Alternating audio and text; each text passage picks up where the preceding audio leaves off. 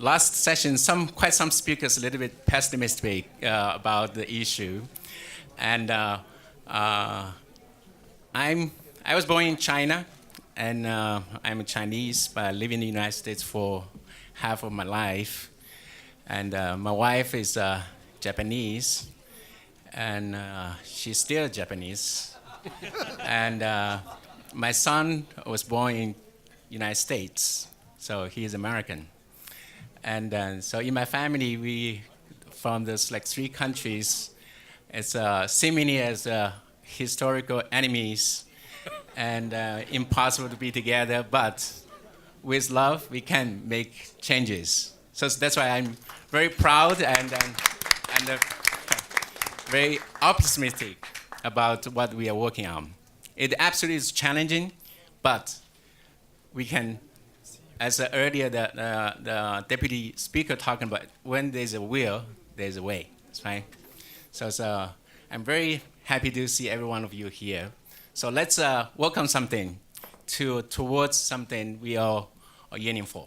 Okay. So I'm very happy now. We would like to go one by one as the last panel. So our first speaker is Dr. Han Wang Kim. Yeah.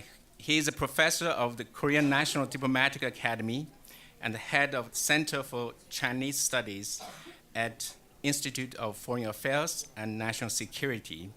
So, the bios actually we'll put on the website, so later you can see more details.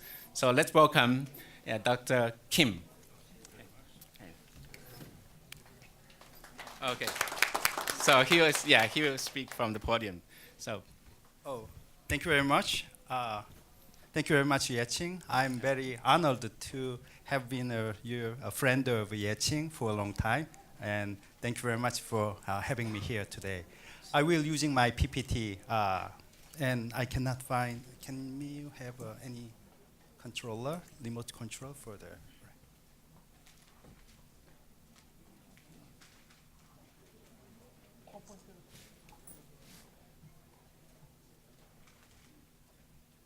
Oh, can I use that?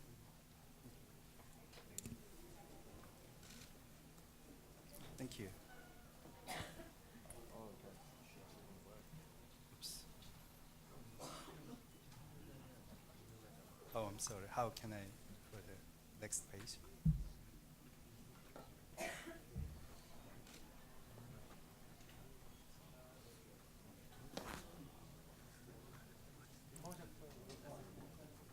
Oh, no. Thank you very much. They said I should use my mother tongue for my presentation, so I will use Korean language for my presentation today. 제가 말씀드릴 것은 오늘 한반도 통일과 국제사회의 역할입니다. 제가 가진 시간이 10분이라서 PPT 자료와 사진으로 빠르게 설명하며 넘어가겠습니다. 한반도에서 통일의 기반을 쌓은 것은 북한이 핵과 미사일 개발을 하다가 작년 평창 동계올림픽을 위주로 중심으로 대화의 국면으로 나왔습니다.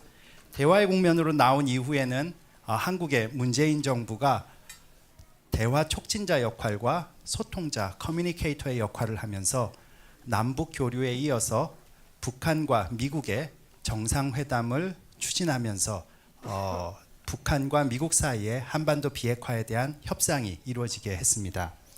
다음 페이지로 넘어가 주십시오.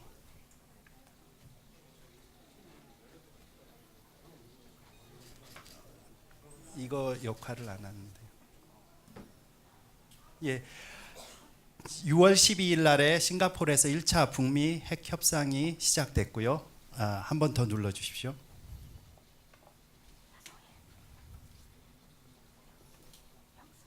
예.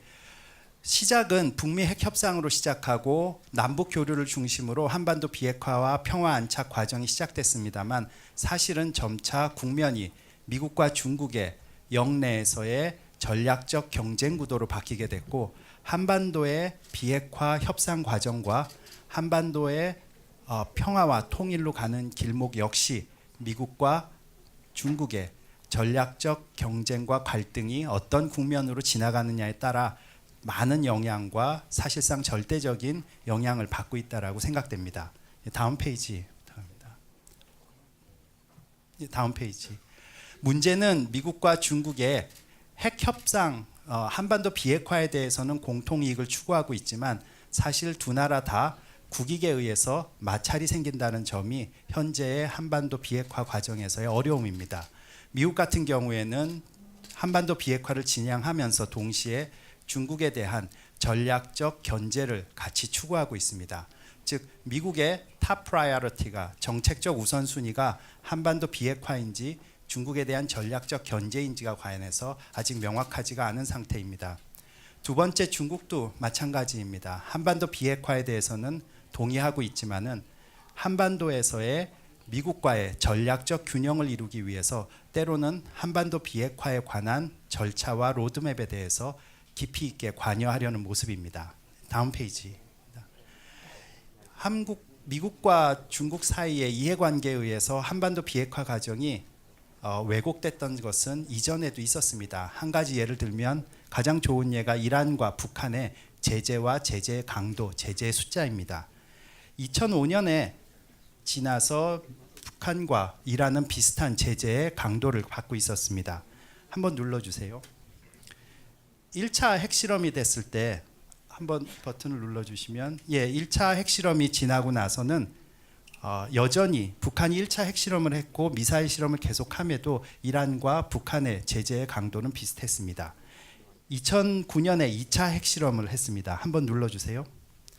그때부터 보면 북한은 2번의 핵실험을 했음에도 불구하고 제재의 강도와 숫자는 북한은 그렇게 크게 변화가 없었는데 이란은 크게 높아지기 시작합니다. 2013년에 북한이 3번째 핵실험을 했을 때입니다. 한번 눌러주세요. 보면 북한은 여전히 제재의 강도나 숫자에 대해서 커다란 변화가 없지만 이란은 매우 높은 제재의 강도를 받았습니다.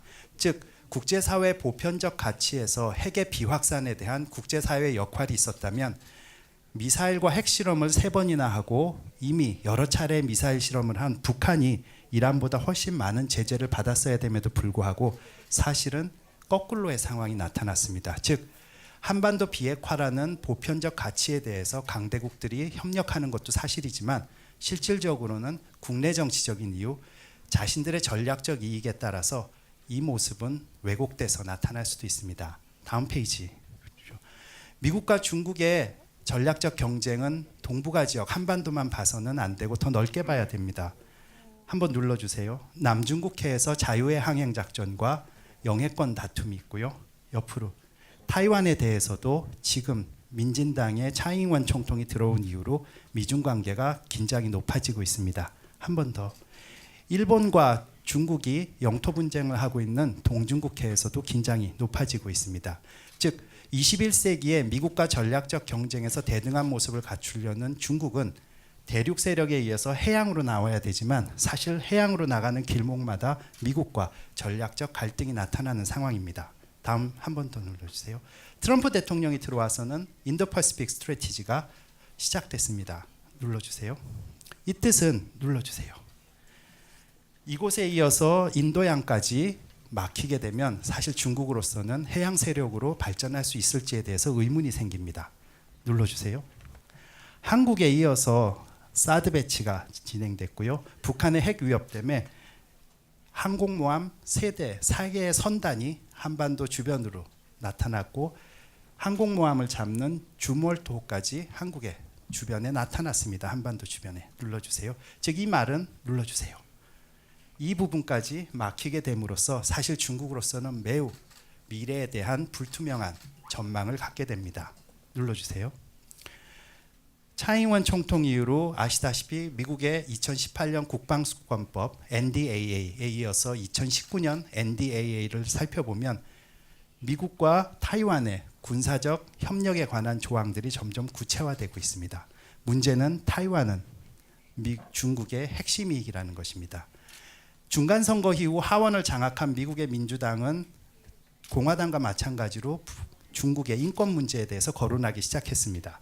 눌러주세요. 지금은 신장 위구르 지역의 위구르족 소수민족 문제에 대한 인권을 제기했는데요. 이것은 곧 항상 티벳에 눌러주세요. 티벳과 함께 인권 문제가 다루어지고요. 또 한 번 더 눌러주세요. 이것은 양측 다 중국의 핵심 이익이기 때문에 중국으로서도 물러나기 어려운 상황입니다. 눌러주세요. 거기에 21세기의 첨단 기술이 걸린 화웨이 등 5G, 빅데이터 등의 첨단 무기 기술까지도 현재 논쟁이 되어 있는 상황입니다. 그러다 보니 한반도의 문제는 한반도의 문제뿐만이 아니라 사실 미중의 커다란 체스판 중에 하나의 부분으로서 나타나고 있습니다. 눌러주세요. 예, 여기 멍완조 부회장의 사진입니다. 눌러주세요. 결국 미국과 중국의 전략적 경쟁 구도는 그러면 눌러주세요. 우리가 자주 얘기하는 투키티데스의 함정이냐? 저는 그렇게 생각하지 않습니다. 눌러주세요.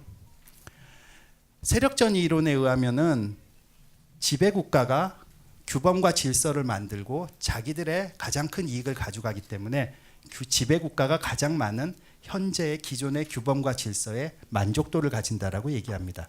그런데 항상 논쟁이 되어 왔던 거는 그럼 강대국 중에 하나가 현 규범과 질서 내에서 더 많은 상대적 이익을 가져서 지배국가를 추월하는 오버테이크하는 현상이 나타나면 과연 지배국가는 현 기준과 규범에 만족하느냐였습니다. 그러면 만족도가 떨어진다는 그 도전하는 국가는 정말로 현 체제에 불만이 있을까라는 의문이었습니다.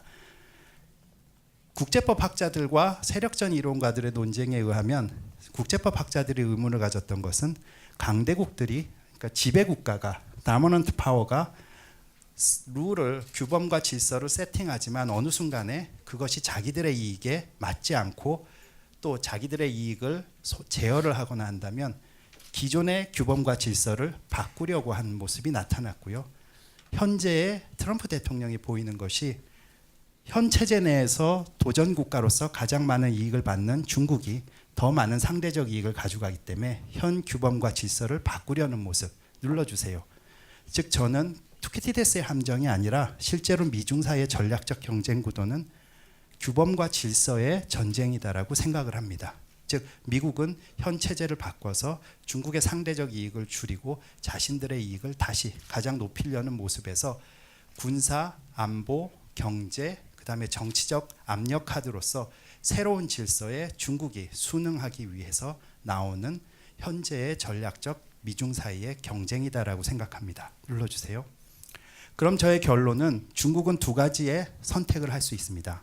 하나는 아직은 미국의 힘이 우위이기 때문에 다시 한번 도강량의 2.0, 즉 다시 한번 도강량의 전략으로 돌아가서 모습을 낮추고 힘을 기르고 때를 기다리느냐, 아니면 현재 물러나면 영원히 미국과 대응등해질 수 없기 때문에 장기적으로서 지금은 어렵지만 계속해서 전략적 경쟁 구도를 가져가느냐입니다. 넘어주세요. 이 상황에서 한반도의 통일과 비핵화를 본다면 북한은 어떤 선택을 하느냐가 두 번째입니다.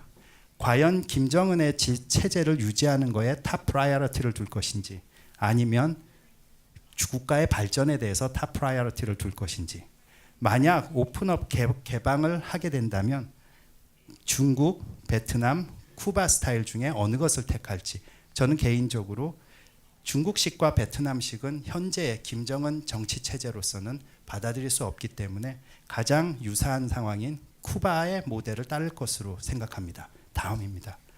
결국 국제사회는 북한이 완전한 비핵화를 하려면은 지금의 협상으로서만 끝나는 것이 아니고 지금의 협상으로서 완전한 비핵화가 될 수 없다는 비관적인 시각이 많고요. 그것이 학계에서는 널리 퍼져 있습니다. 한반도 비핵화의 끝은 협상으로서 끝나고 로드맵으로 끝나는 것이 아니라 결국은 북한을 어떻게 개방시키고 국제사회에 끌어당겨서 심지어는 숨어있는 핵이 있더라도 보이지 않는 핵무기가 있더라도 결국은 그것이 실질적으로 무용하고 필요 없다라는 생각을 가지게 해야 되는 개혁개방에 달려있다고 생각합니다. 또 한국의 통일도 한반도 비핵화의 마지막 종착역이 북한의 개혁개방이라면 이 이후에 한반도 통일에 관한 국제사회의 역할은 북한이 개혁개방 정책을 선택하는 거에서부터 시작점이 다시 시작된다고 생각합니다. 저의 발표를 이것으로 마치겠습니다. 감사합니다. Thank you, Dr. Kim, for your comprehensive presentation. And then, as we all know, the division of Korea was not the choice of the Korean people, and then the international community played a central role for that division. So we believe actually the international community nowadays do have a responsibility and also a role, very important role to play to support the unification of Korea. And United States actually is one very, very core nation. And then we have a wonderful speaker from United States, Mr. Mark Tokola, who is a vice president of Korean Economic Institute of America, which actually is our partner. We actually in the last summer, we brought young people to KEI and then did a 6-party simulation there. And actually, honestly speaking, that actually very, very good, very dynamic kind of simulation, but the conclusion actually is a little bit depressing for young people. So the 6-party seems the model didn't really work well. So I think we need to be innovative and create new ways to move forward. But anyway, let's welcome Mr. Mark Tokola. Okay.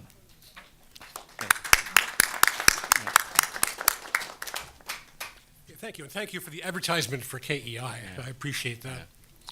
I'd like to thank the organizers for putting together such a splendid, impressive, and important conference. I especially applaud them for including such a broad representation from the international community.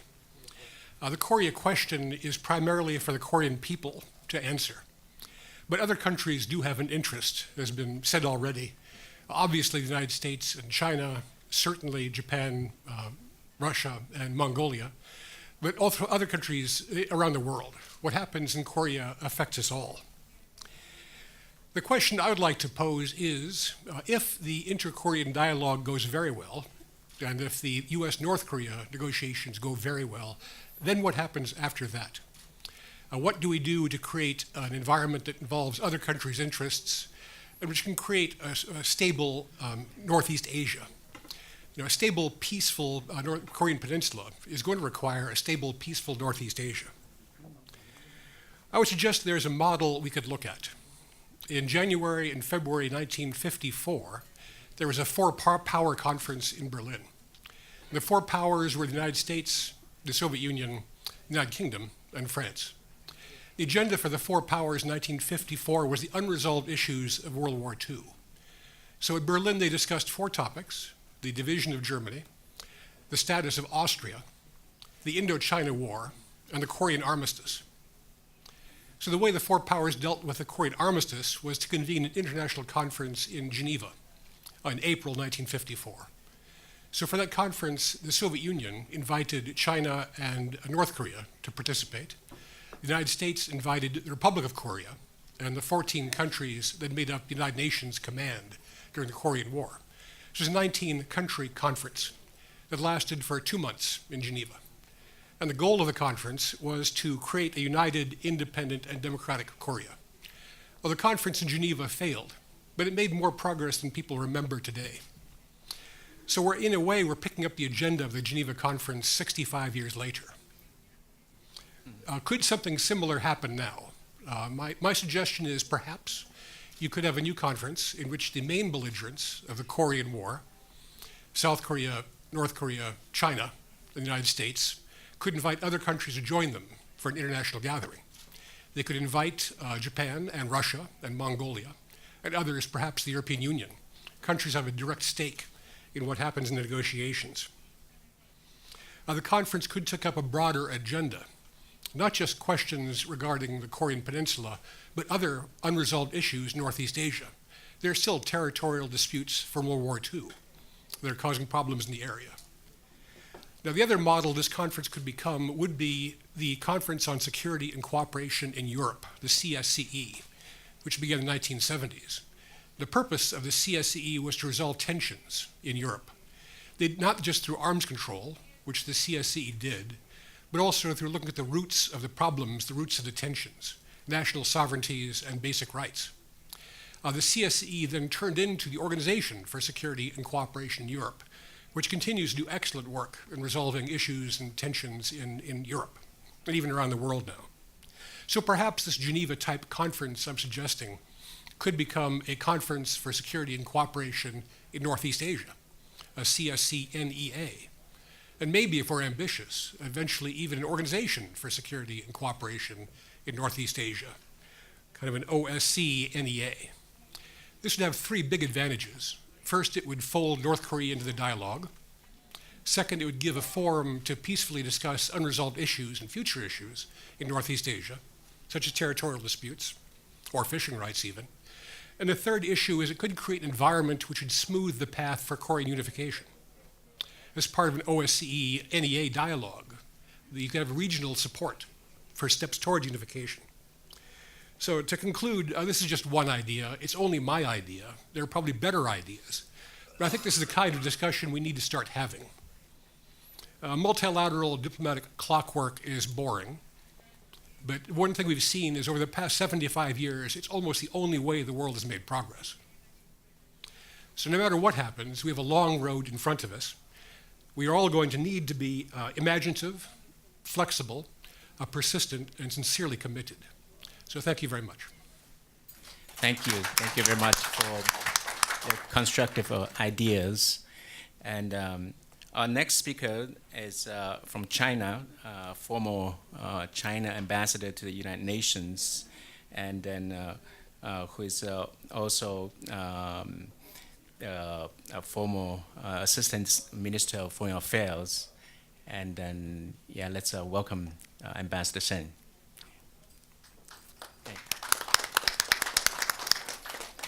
Thank you, Mr. Ye Qing, and I would like to take this opportunity to share with you some of the my views on the issue and how we can help realize the unification. First, we all know that the peaceful unification of the Korean Peninsula is an issue of paramount importance to the Korean people and to the region, as well as to the whole world.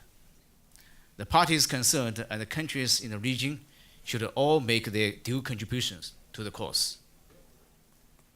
Second, in what direction and how will the relations between DPRK and ROK develop is an important factor regarding the unification. In my view, both Koreas should remain level-headed and shake off the preconceptions they have of each other. No more dumping blame on each other. Two Koreans should do more to build their mutual trust and promote economic and trade relations and cooperations, resuming some of the projects and the industrial parks. I think that the main task and the responsibility for the reunification basically should be fulfilled by two Koreas. Although sometimes, you know, the relations, ups and downs of the relations between big powers, especially between the United States and China, sometimes create difficulties or obstacles to the unification, I should say. Thirdly, I think the role of the United States is also very important. I hope the US and ROK will take serious and concrete measures to ease the tension between DPRK and the ROK. In my view, the military alliance system between the United States and ROK is a major obstacle to the unification of the Korean Peninsula. It always creates distrust between two Koreas.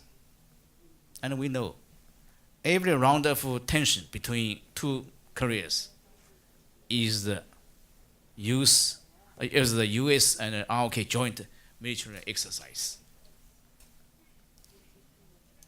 So in my view, US and ROK should greatly reduce the intensity and the frequency of joint military exercises in the future. And hopefully, at some point, will stop.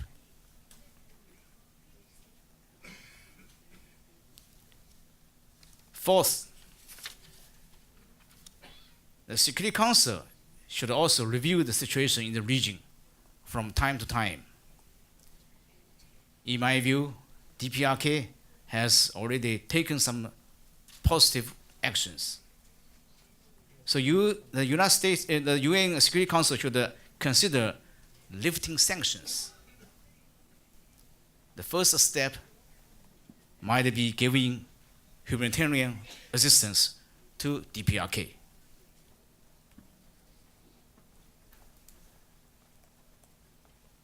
So I think after this Trump-Kim summit in Hanoi, the Security Council will do something positive. I think one-sided pressure doesn't work. We have seen that. As how can one unified Korea advance peace and development in the region? I'll be very brief. First, adhere to the development concept of win-win cooperation. Second, pursue a sustained security concept for Asia through joint and all-round cooperation. Third, build neighboring country relations on the basis of mutual respect and trust. Fourth, stick to a path of people-to-people exchanges that features harmony and inclusiveness. Five, the spirit of the Belt and Road Initiative also holds good for pursuing peace and development in Northeast Asia.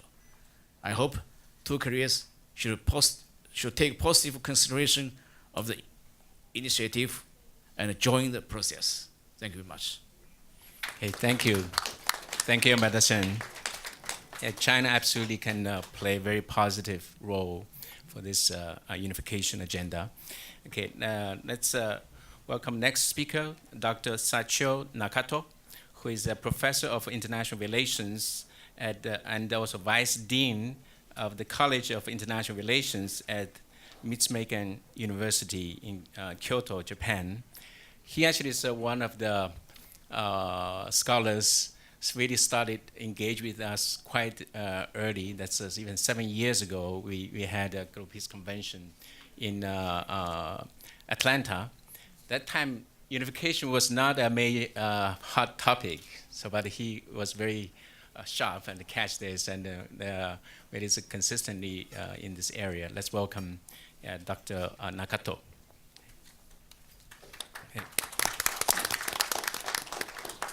Okay, thank you very much for a kind introduction. And also I'm very glad to be here to share my idea about unification from the perspective of Japan. Actually, there are not much study on Korean unification in Japan, at least scholarly works. There are many activities among peace activists to support Korean unification, but scholarly works, not much, because there are too many problems between Japan and Korea, and Korean unification may not happen sometime soon. That's the kind of idea that many Japanese people, including scholars, have. And also, many of you here may think that Japan may not want unified Korea. I'm not really sure how many of you think that kind of way. And maybe true or maybe not. But that depends on what kind of unification both South and North accomplish. From Japan's strategic point of view, if the unification of the Korean Peninsula is accomplished under the leadership of South Korean government or South Korea based on liberal democracy with universal human rights, it may not be bad for Japan, even from strategic point of view. But it is also true that there are some concerns in Japan that maybe unified Korea could be not really preferable for Japan. I'd like to just introduce some of the concerns discussed in Japan. Number one, if a unified Korea maintains nuclear weapons, it may not be good for Japan. Not only for Japan, but may not good for Japan, but also maybe China and other countries in Northeast Asia, even for the United States and the world community. But in the process of Korean unification, right now, the United States and North Korea, South Korea, they are discussing about complete denuclearization of the Korean Peninsula. And if Korean unification is achieved through denuclearization, and it should be okay. And that's up to future negotiations. Second concern is if a unified Korea maintains an anti-Japan posture, then it may not be preferable for Japan. What do you mean by anti-Japan? I mean, that depends on how Japanese people perceives.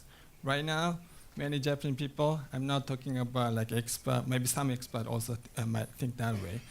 Current Moon Jae-in government is sometimes, if you read like Japanese newspaper, considered as anti-Japan and pro-North Korea and pro-China. I'm not really sure it's true or not. You may, you can teach me, but this is the kind of image that many Japanese people share. And also, I'm pretty sure that you have, you mean Korean people, South Korean people, and maybe even China, may have very much negative image on Prime Minister Abe as well. And you may think that Prime Minister Abe is just using radar issue, for example, to revise the peace constitution of Japan. You may think so. Or he is just ignorant of history issues, just forget about conformity issue, the kind of thing. Both that's good. Only 1 minute, okay.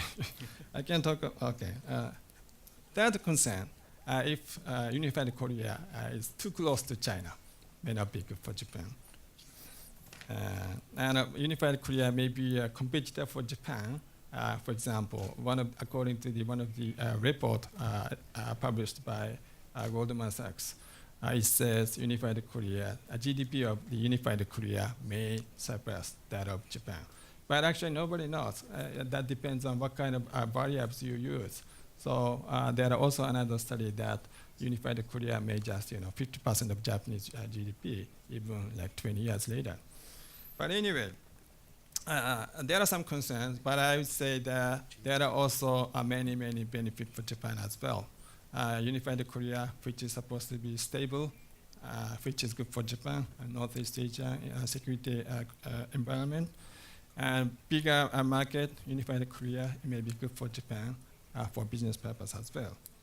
But a more important thing, in my understanding, as a master of ceremony at the opening session clearly mentioned that a division of Korea, if division of Korea is a legacy of the Cold War and the Japanese colonization, Japan has a responsibility to support Korean unification. And Japan should support Korean unification, not for the sake of Japanese interest, but for the sake of Korean people. Thank you very much. Okay, thank you. And our next speaker is Dr. Alexander Zebin, who is the director of the Center for Korean Studies at the Institute of Far Eastern Studies of Russian Academy of Sciences, who is also a long-term friend of GPF. So let's welcome Dr. Zebin.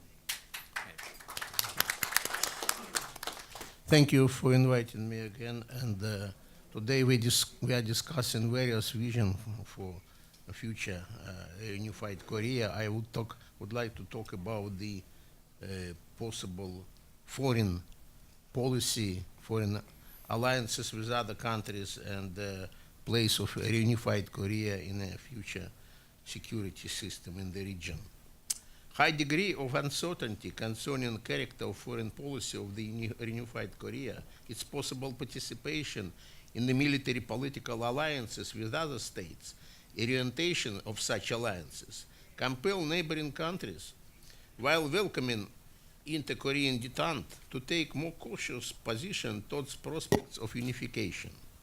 For example, China is seemingly fears advancement of United States troops to 1,360 kilometers long Korean-Chinese border in the context of current uneasy Sino-American relations. The United States fear to be compelled to put an end to their military presence in Korea. The Japanese are afraid of emergence of a strong competitor, overwhelmed with aspiration to get, of course, not military, but historical revenge for humiliation of the colonial past. As for Russia, history testifies that from the middle of 19th century, the genuine task for Russian policy in Korea has been not to get prevailing position on the Korean Peninsula, but to prevent such a situation when Korea would be placed under the influence of another, especially unfriendly to Russia state. Moscow's position nowadays can be summarized as follows. First, peace process and cooperation between South and North Korea should be developed on the principles agreed by the Koreans themselves without interference from outside. Second, all problems should be solved only by peaceful diplomatic means according to the spirit of the Inter-Korean Summit documents and other agreements between two Koreas. Russia welcomes a process of establishment of peaceful reunified Korea friendly to Russia and other regional neighbors. And the fourth, Russia is ready to contribute to and participate in efforts aimed at denuclearization of the Korean Peninsula. The issue of foreign policy orientation of the unified Korea state and its future alliances is extremely important, of course, not only for Russia, but for United States, China, Japan, and of course for the Koreans themselves. Therefore, a key issue any future peace process in Northeast Asia should resolve is defining an acceptable for all four big countries place for the United Korea in the future regional security system. Short of such vision, all regional states will remain very suspicious about others' plans and motives.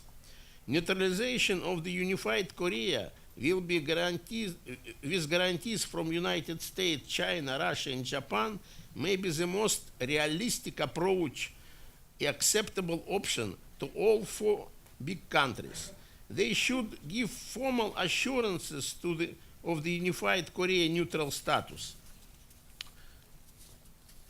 The big countries should also take obligation to refrain from entering into military alliances with unified Korea and promise to each other and to Koreans, of course, to never send or to deploy their troops on the Korean Peninsula, except in cases maybe unanimous decision by United Security Council adopted with a full accordance with United Nations chapter. For its part, unified Korea should also declare herself a neutral state, refrain from concluding any military alliances with other countries. One can argue that disadvantage of the proposed model is that it's too perfect and too idealistic one, and therefore is a task of to be resolved in more distant future. Alas, the situation with the both denuclearization and reunification of Korea once again lead us to conclusion that absence of clear and coherent final goal, agreed vision for unified Korea place within the future security architecture in Northeast Asia is a very key, fundamental issue, without addressing which we will now and then stumble at each step into smaller questions and will not know how to resolve them. Neutralization of unified Korea in the form of confederation or federation or single state will be a real big bargain among those four big countries and two Koreas. Such Korea can serve as a cornerstone of sustainable peace mechanism in Northeast Asia. Thank you. Thank you very much, Dr. Zabin. Okay, and our next speaker is Dr. Engshan, and who is the chairman of Mongolia's NGO called Blue Banner, and then also is a former Mongolian ambassador to the United Nations, who is a true actually honor on this issue. And last year we had jointly worked together, and together also with Dr. Jay Liu here in Mongolia on this International Forum on Korea.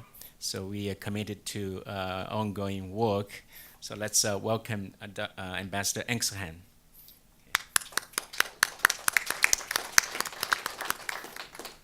Thank you very much, Mr. Moderator. I have circulated or submitted my paper that I was planning to distribute, and I hope that it will be distributed. So I'll try to keep within the time limit that you have are providing to me. Until now, and I'm sure later on also, the focus will be on North Korean unification and the role of other states, meaning mainly the great powers, the influential ones. So my paper tries to focus from another point of view, a possible role of other states, not great powers, but other states like neighboring states or smaller countries that have no nuclear, let's say, programs or ambitions and so on and so forth. Based, of course, on their comparative advantage, if you have such an advantage.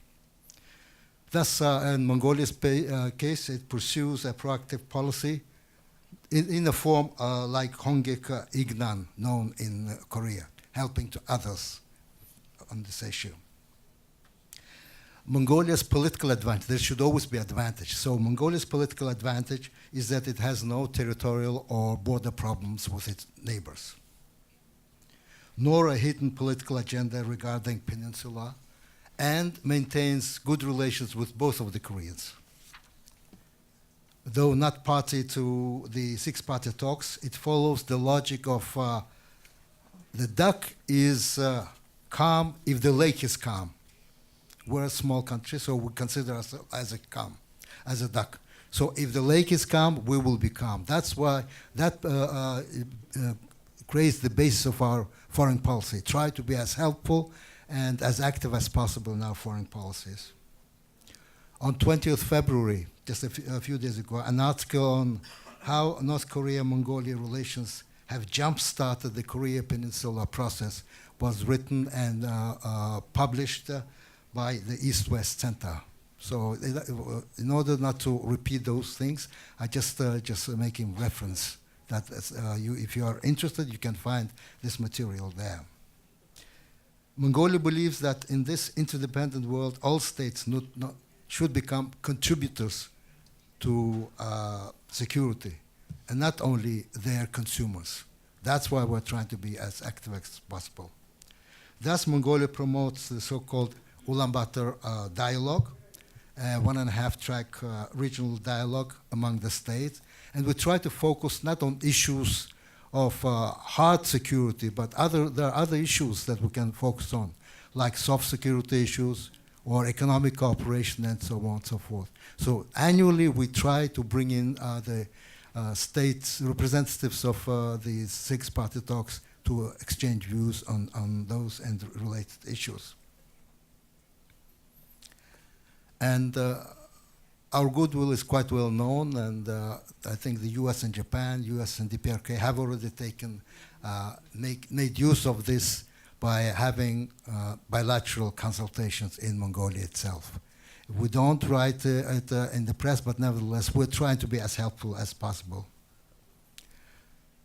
Also, the role of inspectors, of Mongolia's inspectors, have played a part of IAEA inspection teams that went to Iran and DPRK, and that role can be useful when considering in the future perhaps the inspection regime or when the inspection starts itself.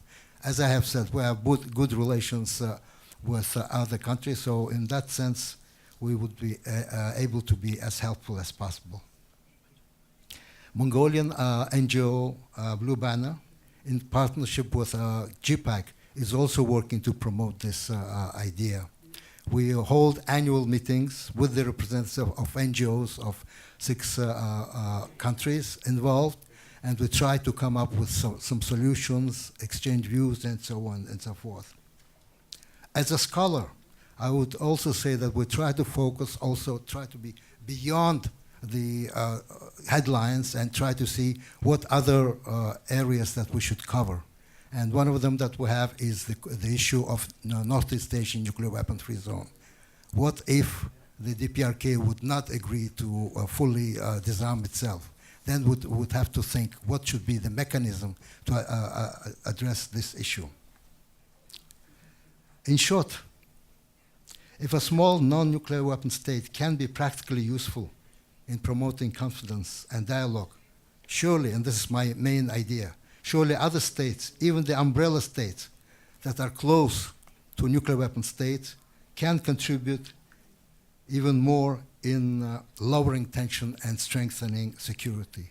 If you're interested in Mongolia's position, I have put some material here so you can take, help yourself and take it when the meeting is finished. Thank you very much.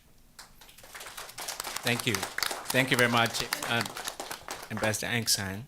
And then our next speaker is Dr. Mario Hadi, who is the Chief Executive Officer of the Pacific Asia Travel Association, and also is a partner of the Global Peace Foundation.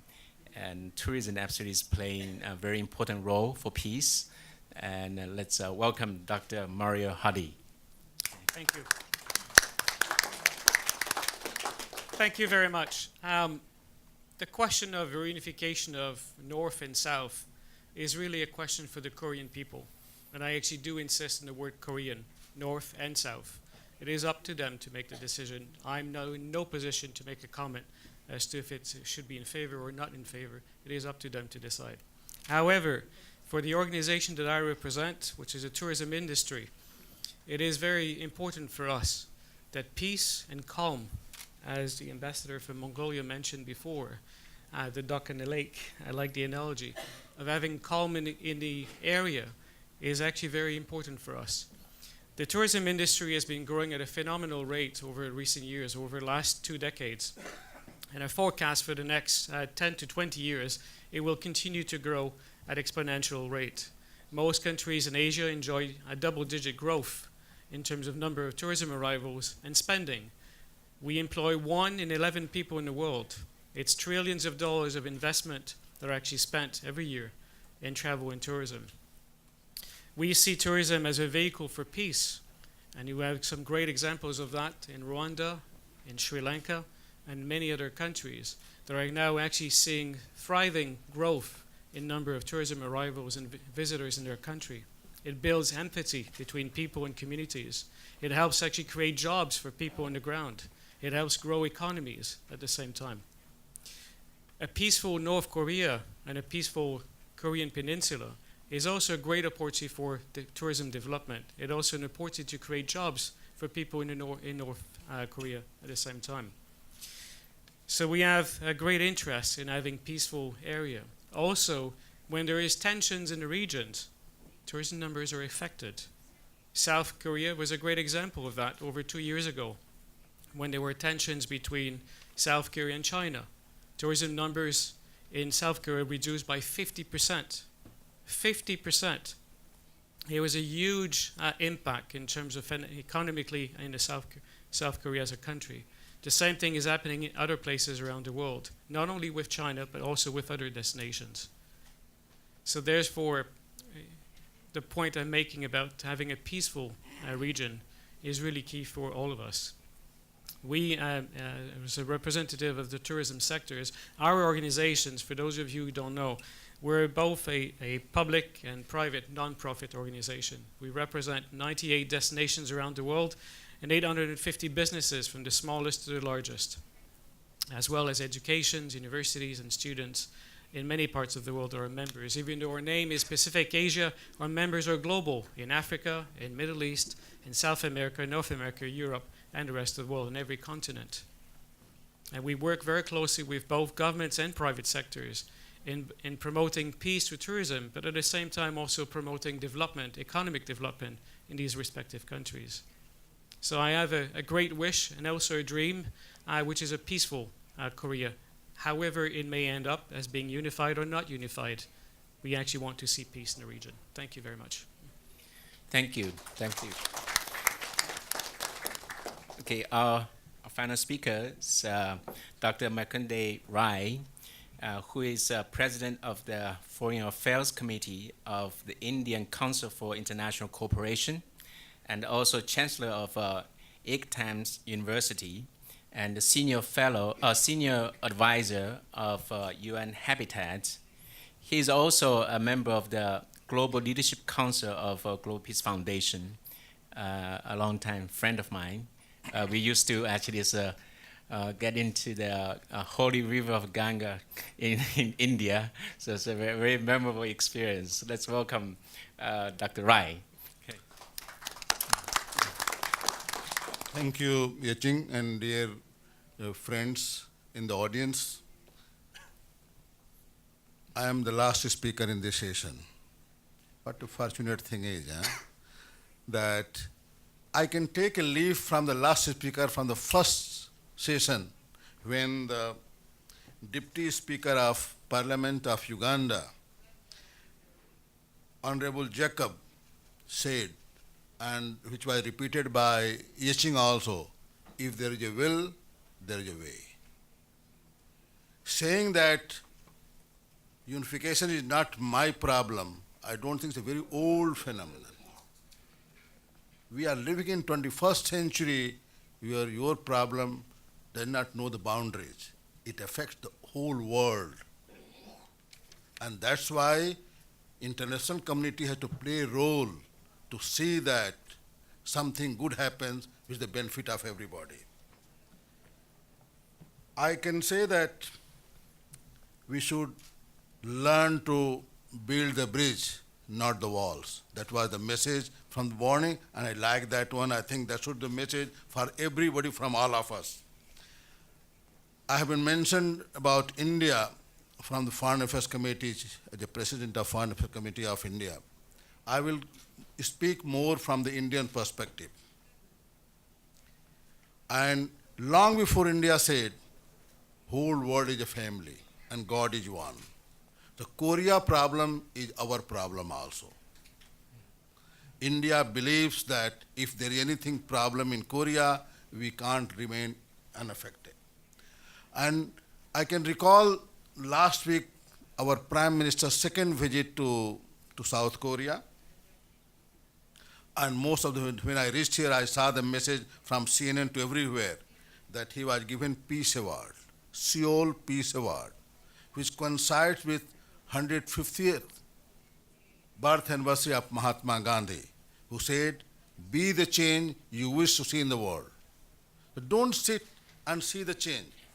Take part, take active part in that one.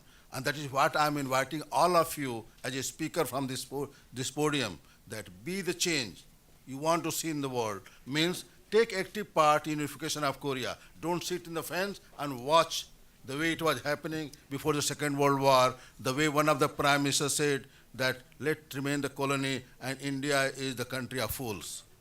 Time has gone that one, that we can sit on the fence and wait and watch for changes. I can see that when Prime Minister of India was here, there were 7 agreements were signed. And one of the support of India in development, including community program, including combating terrorism and so on and so forth. A lot of things are changing. And most important thing was reminded our relationship with Korea, both Koreas. When Princess Suriratna from India came in 48 AD and she married with King Soro of Gimhe. And more about 9 million Koreans feel that they are cousin brother of India. How can we forget that relation? And how can we see that our cousin brother's problem is not our problems? I think India believes that we should play a part, and we could say that the way, when Uganda speaks, whole Africa speaks. So I like the speech of the Deputy Speaker of Parliament, that we should support that one. Similarly, when India speaks, whole humanity speaks. And I'm speaking on behalf of whole humanity. When we say that Vasudhaiva Kutumbakam, means whole world is a family and God is one, means we have to take care of our family wherever they are. Modi said, I will quote one or two lines, now time is not much, that South Korea is an important partner in India's economic transformation, our trade and involvement in growing. Last year, the First Lady of this country came to Ayodhya, from where the Suryaratna had came in 48 AD, and 200,000 lamps were lit to celebrate Diwali in India in her honor. So all the things are happening, including the cultural results, social relation, then your problems is our problem, and our problems is your problem. That is the message I am giving to. After terrorist attack in Pulwama in India a few weeks before, Korea is the one who gave the message among the first few countries, and President Moon sent a message to India as a condolence message that 48 soldiers were killed. This is the close relation we have developed with Korea, and definitely we look toward that a time will come very soon when India will be united. My time is up. Now I can see a lot of things are coming. Even Buddhism also came from India to Korea, and I think that we can remember, and the fact people of country were familiar with the Korean culture tradition. When we see that I Ching, or the one Chinese traveler, went to India in 673 AD, and he wrote about how the Indians knew about Korean culture, and Koreans were close to the Indian culture. So that is relation we have to maintain. And last but not least, I will conclude. I can see the time is up. So President of GPF, Jim Flynn, in the morning session, he said very good thing.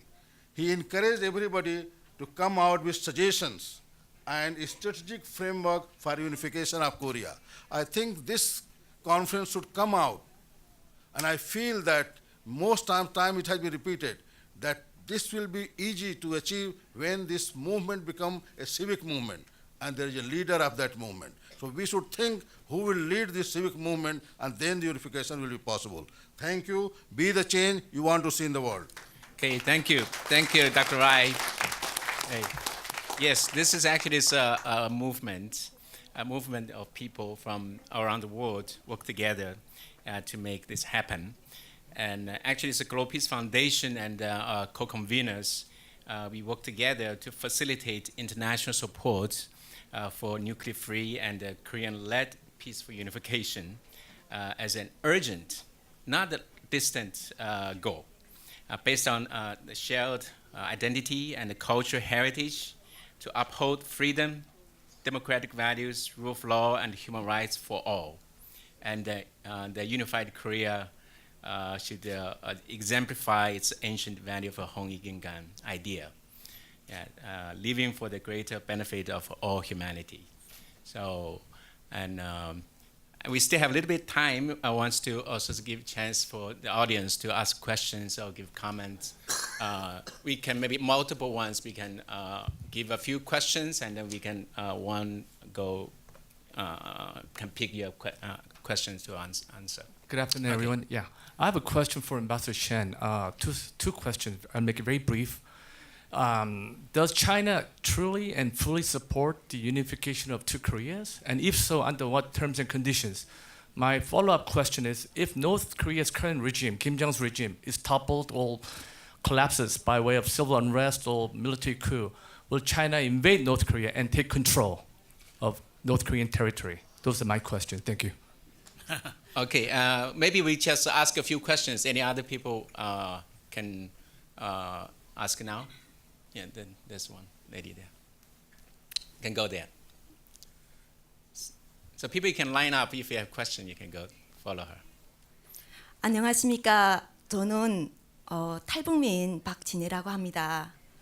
사실은 우리가 해외 나가서만 만날 수 있는 이런 자리를 대한민국에서 이렇게 만들었다는 자체가 대한민국의 힘이라고 생각합니다. 제가 제 이야기를 해도 되겠습니까? 괜찮겠습니까? 네, 지금 이야기 속에서 이렇게 세계 모든 사람들이 이 한반도의 평화 통일을 가지고 이렇게 노력하고 계셨구나 하는 것에 마음이 막 뭉클하고요. 탈북민인 제가 어쩌면 이 날을 위해서 우리가 많은 것을 배우지 않았을까 생각하면서 저는 뭐 특별하게 오늘 이렇게 제가 이 자리에 소리라 생각 안 하고 글씨도 뭐 쓰지 않았지만 제가 생각했던 것들을 그냥 제가 이야기하려고 합니다. 물론 북한은 저에게 또 탈북자들에게 많은 아픔을 가졌고 그것을 행했던 것은 저희 형제와 그리고 또 저희 친구가 될 수도 있었습니다. 저는 북한에서 중국을 넘을 때 세상의 아픔은 나밖에 없는 줄 알고 넘었습니다. 그리고 저는 중국에서 어마어마한 사랑의 힘을 기적으로 느꼈습니다. 그것이 우리가 몰랐던 하나님의 사랑이 될 수도 있고 부처님이 자비도 될 수도 있었고 우리 민족의 정신이 될 수도 있었습니다. 그리고 저는 10년 동안을 한국에 들어올 것인가 아니면 저한테 준 기회를 가지고 미국에 갈 것인가 많은 고민을 하다가 제가 대한민국에 들어왔습니다. 저는 저에게 일단 이렇게 기회를 주고 10년 동안 제가 한국에서 살면서 큐피트 결혼이라는 남남북녀 결혼을 도와주는 매칭을 해주는 대표로 일을 하면서 북한남이 문제가 처음에는 개인이 문제로 봤는데 결국은 우리가 불평등, 이 공평하지 못한 저리 문제를 보게 되었습니다.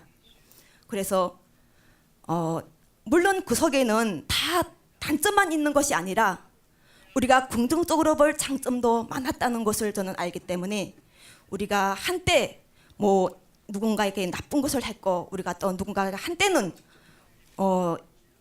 서로가 욕되는 일을 많이 했다고 하지만 계속 끝까지 우리가 그것을 가지고 고소한다면 풀릴 수 있는 해결 방법이 없다는 걸 알았기 때문에 제가 18년 11월 11일 홍익인간 세상을 위한 모임이란 그런 탈북민 단체를 제가 만들어냈습니다. 이것은 첫 번째는 북한 고향 방문을 사랑으로 우리가 열어보자. 탈북민들이 나는 이것을 했는데 그것이 제가 아까 이야기한 것처럼 처음에는 누구나 어렵고 코너에 걸리고 무서우면 행할 수 있는 것이었습니다. 죄라는 것은. 그런데 그 죄에서 우리가 사랑으로 받아들는 것은 우리가 어마어마한 인간적인 승리라고 알고 그리고 그것이 다른 누군가가 아닌 탈북자와 북한 사람들과 한국 사람이 같이 풀어내야 된다는 것을 알았기 때문에 그리고 또 우리는 대한민국에서 잘 살아야 될 그런 것이 있습니다. 아까 인권이 중요하다면 우리가 대한민국에서 잘 살아야 되는 것도 우리 인권입니다.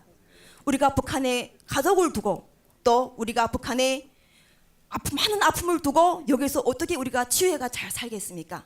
사람이 마음이 치유 안 되면 어떤 것도 이루어지지 않거든요. 그거는 돈으로도 해결할 수 없는 것입니다. 나는 내가 지금 이렇게 내가 원래는 어떤 자리에 가서 이야기해야 되는데 오늘 이렇게 저러게 하고 어쩌면 그 하늘이 주는 찬스이고 또 우리 부처님이 사랑을 펼칠 수 있는 것이고 또 어쩌면 우리 민족의 사랑을 펼칠 수 있는 그런 중요한 찬스의 시점을 탈북자가 우리가 함께하고 여기에 모든 한국 분들이나 한반도에서나 또 전 세계적으로 함께 우리가 옛날에는 인권 때문에 한국으로 또 다른 나라로 떠돌아갔지만 이제는 당당하게 하다못해 추석을 이용해서라도 보고 싶은 사람은 보고 하면서 차차차차 우리도 회복해야 되지 않겠습니까? 저는 그렇기 때문에 우리가 돈을 퍼주고 한번 살려주고 먹여주는 것이 아니라 내 문제 해결 방법은 나한테 있다. 그리고 그 문제 해결에 우리가 굵고 길게 가는 삶, 공존하는 삶은 사랑밖에 답이 없다. 용서.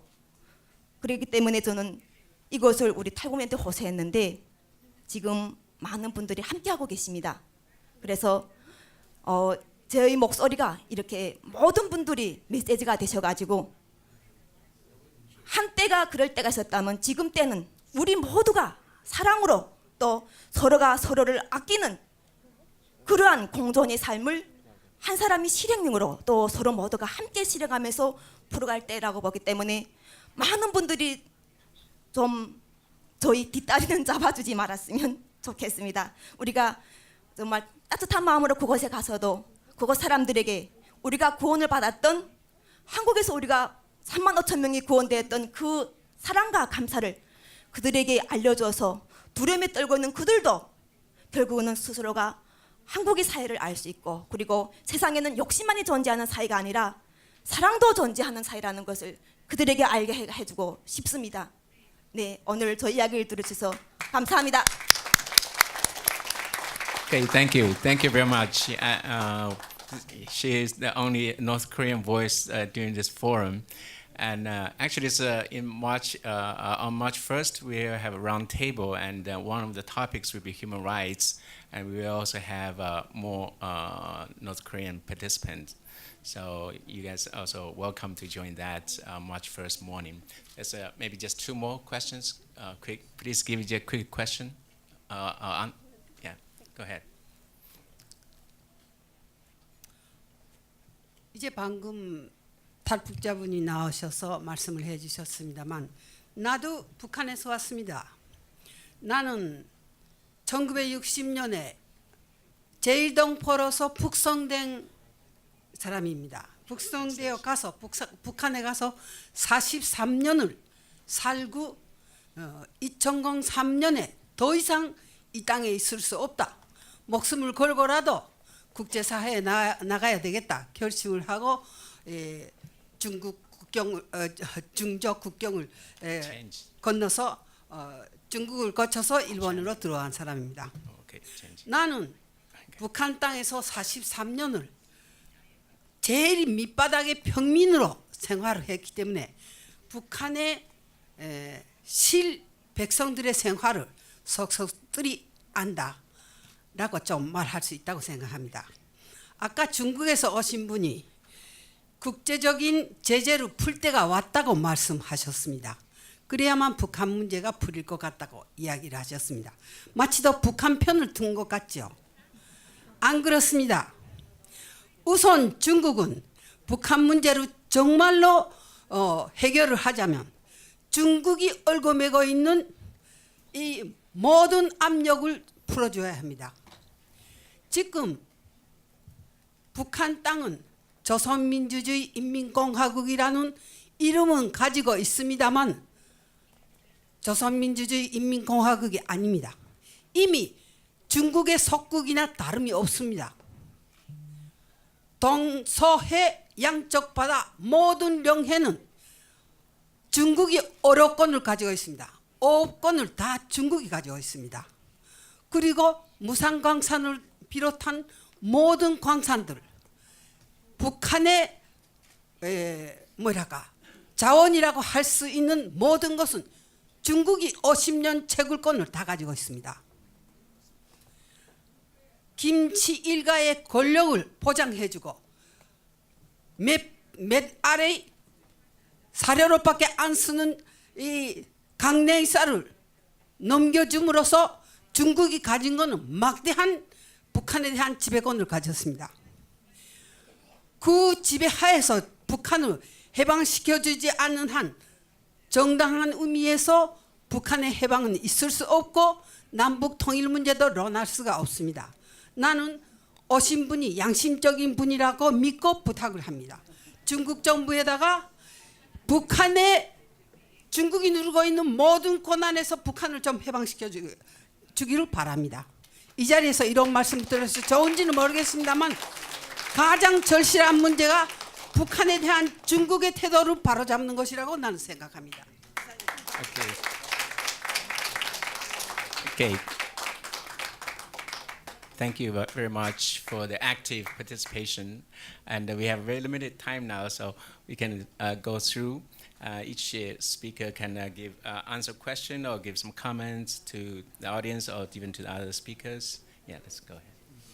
Yeah. All right, thank you very much. I didn't get any questions. Yeah. Just in addition to the Chinese open up policy, I doubt that it can apply to North Korean, the current political system. And also, the U.S. government always recommended North Korea to follow Vietnamese style open up policy. But it is also, I think, it is very difficult to the current North Korean political and social systems. So probably China and the United States government will recommend it to Kim Jong-un regime that follow their style, or they get a style of mode of open up policy for their get the US or China get advantage to dealing with North Korean nuclear issues. But for me, we have to be more realistic that probably Kim Jong-un can only limited open up to their door to the outside, probably no more than Cuban style right now. Thank you. Okay, thank you. I'll take the question about the US-ROK military alliance. I'll make 3 quick points.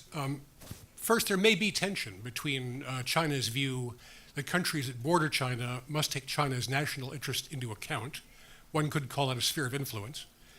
And the US view that sovereign countries are free to ally themselves with who they choose. Any country that decides to have an alliance with the United States should be free to do so without a third country having a veto over that. Second, we'll see about North Korea. I would not be shocked as relations develop with North Korea. If North Korea did not decide itself that having US military presence on the peninsula was actually North Korea's interest too, as a stabilizing influence. We'll see. Third, China has not objected for many years to the US military presence in Japan. I'm not quite sure why China would treat Korea separately from Japan. If it's okay for Japan to have an alliance and US forces in Japan, why wouldn't it also accept US forces in Korea if that's what the Koreans want?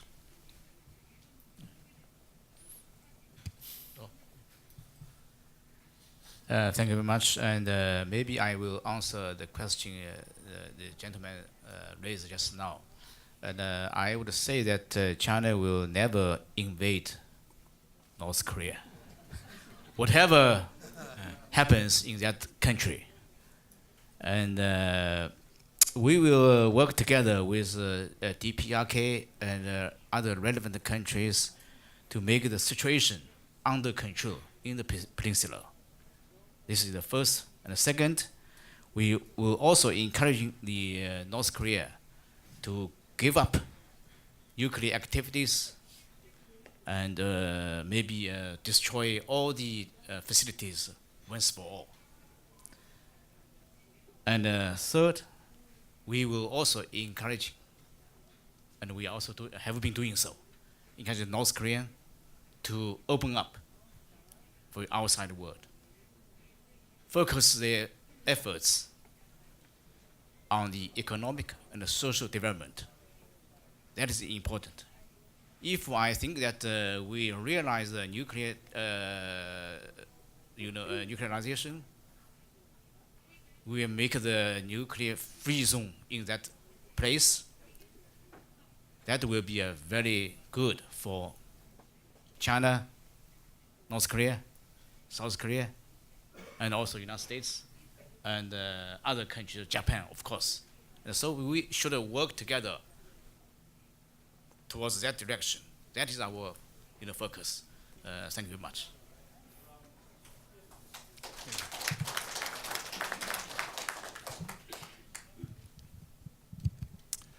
이번에는 한국말로 말씀드리겠습니다. 특별히 저한테 질문이 없었기 때문에 여러 가지 특별히 해야 되는 말씀이 없는 것 같지만 아마 일본이 지금 할 수 있는 것은 그 북미 정상회담이 잘 되고 그 다음에 아베 수산조차라고 말씀드리겠지만 아베 수산도 사실은 그 김정은 위원장하고 정상회담을 가지고 싶다는 마음이 있다고 저는 보고 있습니다. 그건 어떻게 될지 모르겠습니다. 일단 그 핵 문제, 그 미사일 문제에 대해서는 일본이 할 수 있는 역할이 많지 않습니다.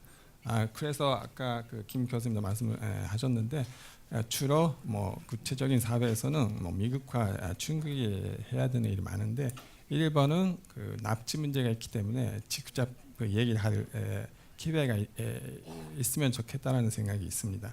이 납치 문제는 어떻게 해결되는지는 사실은 모르겠습니다. 아베 수상이 이렇게 되면 납치 문제가 해결된다고 정확하게 말씀하시는데 사실은 그거는 거의 정말 그걸 하려고 한다면 불가능한 얘기입니다. 그래서 어디까지 하고 전체적인 그 컴프로마이즈 타협을 할 수 있는지는 일본 전체 군내 전체에 달려 있고 그 후에 일본이 할 수 있는 것은 일본하고 북한은 평양 선언이 있습니다. 거기서는 일본하고 북한이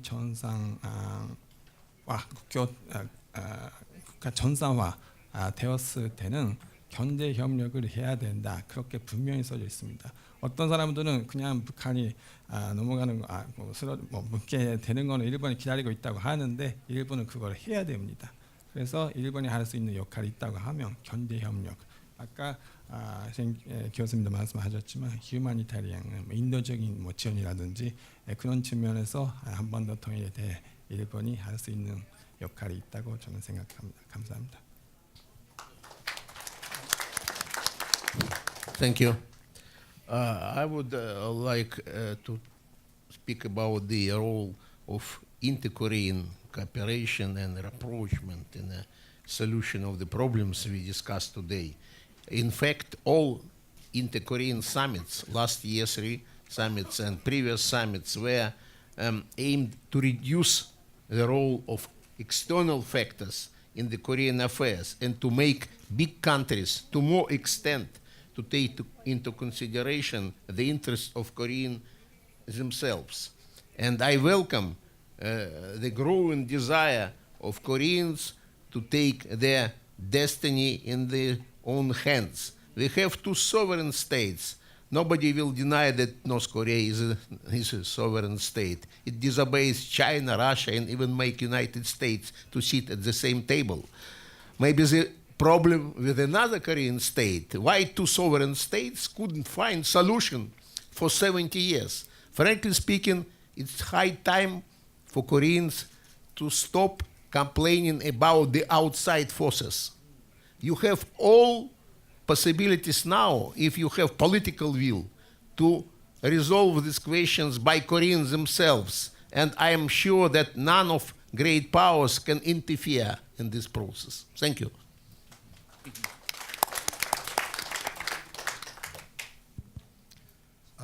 I think I can be quite brief. First, my first idea was, and I would like to reiterate, is that today in this morning session, 8 people have mentioned or underlined the importance of the Korean problem, and that it is a problem for all. It's not only a problem for 2 Koreas, but for all. So in that sense, our message was that if that is the case, then all states should be active based on their comparative advantage. What can you contribute to this idea? So that is, I think, a very important idea. The second idea, and I also mentioned, was the possibility of establishing a nuclear weapon-free zone in Northeast Asia. I think Ambassador of China has already said that might be also a good idea, that we have to look into it. And the third idea that I'm trying to do is that today, this morning, and this afternoon, there'll be many, many interesting ideas. I hope that it will be useful in the future for those who have participated to think over and to try to see whether those ideas are plausible, doable, practically, and so on and so forth. So I hope that we will all leave this conference with some ideas to think over. Thank you very much.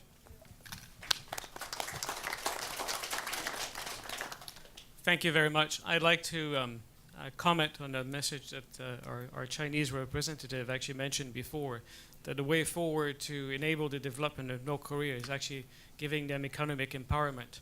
And I fully support that. I hope that today's meetings between Trump and Kim will result into some aid or some ease of the sanctions, so that actually this process can actually start. It will be a long process. It'll be a slow process, but it needs to start. And some gestures, I'm sure, will be required for this meeting to be successful today.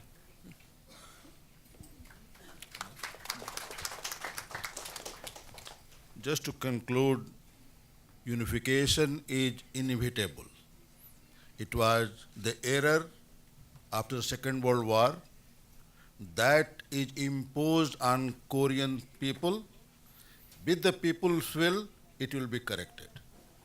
You can see that a lot of correction has taken place in Middle East without any leader, with the student leaders, with the ICT and communication technology. From Tunisia to Algeria to Egypt, all changes took place. That was called Arab Spring. Arab Spring, that was wrong. That was not spring, it was change. Similarly, dictatorship, the way the colonialization was alien now after the Second World War, it started with India. India was also not expected that it will be liberated. And then a boom came and all the country got liberated from colonization. Yesterday, the UN court decided about Santiago Island also that should be free from UK and America. Change is taking place. Nobody can hold these things. And I think time has come. It's not a political will, it's a people's will bring change and unification also of the Korea. Let us bring the people's will. Thank you. Thank you. Thank you, all the great panel speakers. As we talked about earlier, so this is not a one-time effort. So it's an ongoing effort. And actually, we have 3 members of the International Advisory Council on the stage, Dr. Nakato, Dr. Zebin, and Angst Han.